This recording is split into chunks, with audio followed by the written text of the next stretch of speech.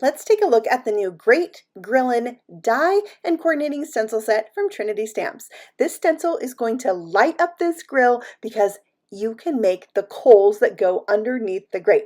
I like to do layering of ink, so I brought out my new Shading Sidekick brush from the Trinity Stamp Shop and added 3 different colors of distress ink, some yellow, some orange, and red. I even added some scorched timber on the edges to darken it up. Then I even bring out colored pencils to intensify the color in different areas. Now this is going to get covered up with the grate, but I just had fun doing this and really bringing these hot charcoals to life.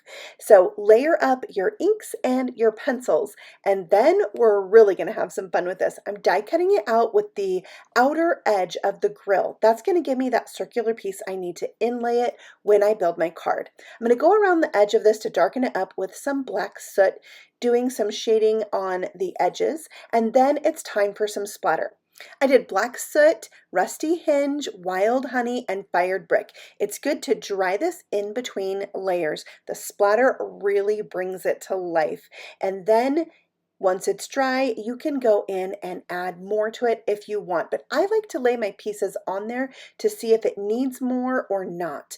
I felt like the white was a little too bright, so I brought in my Shading Sidekick and just lightly dusted it with some of the ink that was still on the brush. To complete it, I added some white gel pen highlights. Now let's put this circle card together with the circle card from Trinity Stamps. This new die set is an add-on, so you can make this into a grill shaped card. So I'm layering all the pieces up and decided to turn this into a shaker. So I need some foam strips around the edge of my outer grill, which I did back with a window sheet. I made my own little shaker mix, and then I glued that grate right on top of the window sheet. Of course, we need to add something to this barbecue, so in the same die set, you've got hamburgers and a steak and even a little sausage. It makes a pretty cute face, don't you think?